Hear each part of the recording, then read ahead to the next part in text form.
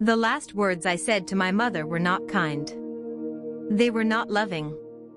They were not the words a daughter should ever leave behind. I did not know they would be my last. If I had known, I would have held her hand longer. I would have listened instead of rushing away. I would have chosen silence over sharp words. But life does not warn us like that. It does not tap our shoulder and say, "This is the last moment. Speak carefully." That morning felt ordinary. The kind of morning that comes and goes without notice. The sun came in through the window, just like always. The kettle whistled. The clock ticked on the wall. My mother sat at the small kitchen table, folding a napkin again and again. She looked smaller that day. Tired. But I told myself she was fine. I remember standing near the door, keys in my hand, already halfway gone. She said my name softly, the way she always did when she wanted to talk. I sighed. Not out loud. But inside. I was busy. I was stressed. I was full of my own problems. She said something simple. Something small. And I answered with words I can never take back. I closed the door behind me without looking back. That was the last time I saw my mother alive. And every night since then, I replay those last words in my mind, wondering how such a small moment could leave such a deep wound. I grew up in a quiet house.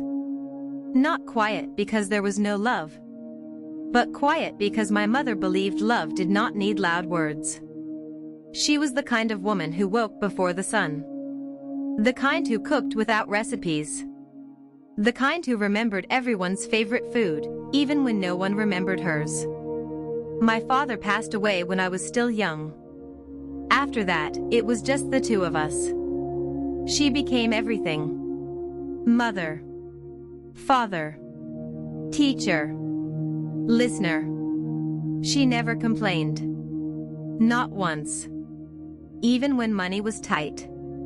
Even when nights were long. Even when her hands shook from working too much.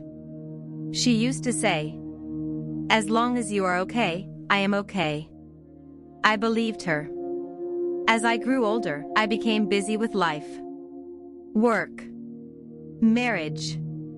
Children. I moved out, but she stayed in the same house. The same kitchen.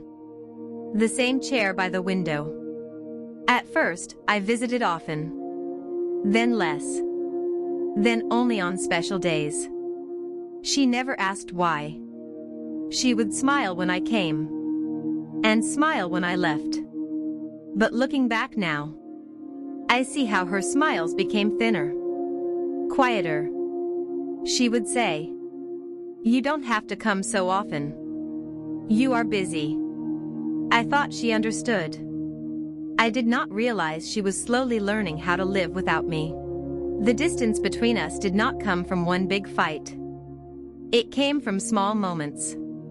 Missed calls. Short replies. Rushed visits. When she called, I sometimes let it ring. I told myself I would call back later. Later often became tomorrow. Tomorrow became next week. She would ask simple questions. Did you eat? Are you tired? How are the children? Sometimes I answered kindly. Sometimes I answered quickly. And sometimes I answered with impatience. I did not mean to hurt her. I was just tired. But tired words still hurt. She started asking for less. She stopped calling so often. At the time, I felt relieved. I did not understand that silence can be heavier than noise. The day before everything changed, it was raining. Soft rain. The kind that makes the world feel slow. She called me that evening. I almost did not answer. She said, "I just wanted to hear your voice." I told her I would visit soon.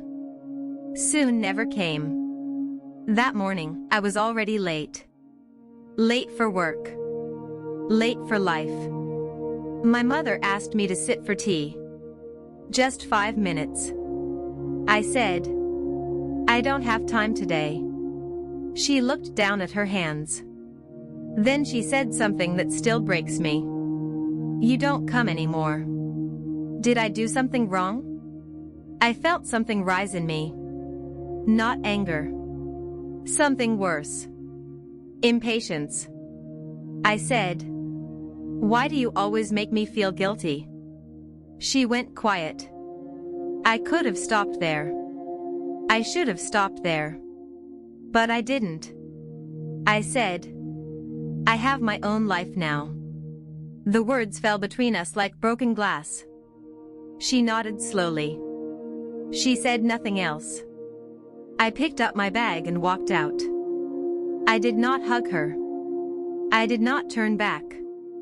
Those were my last words to my mother. That evening, the phone rang. I remember the sound. Sharp. Urgent. A neighbor's voice. Shaking. My mother had collapsed. By the time I reached the hospital, she was gone. I stood there, numb. People spoke around me, but I heard nothing. All I could hear were my own words, echoing again and again. I have my own life now. I wanted to scream. I wanted one more chance. One more conversation. One more cup of tea. But life does not rewind. The house felt empty after that. Too quiet. Her chair was still by the window. Her cup still on the shelf. I found a letter in her drawer. It was written weeks before. It said, if you are reading this, I hope you are not sad. I was proud of you every day. I sat on the floor and cried like a child. Regret is a quiet pain. It does not shout. It whispers. It comes at night. In silence. I live with it now. But I also live with her love.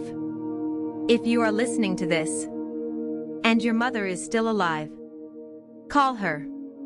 Sit with her. Listen. Not because you must, but because one day you will wish you had. My last words to my mother taught me what regret feels like. I hope yours do not.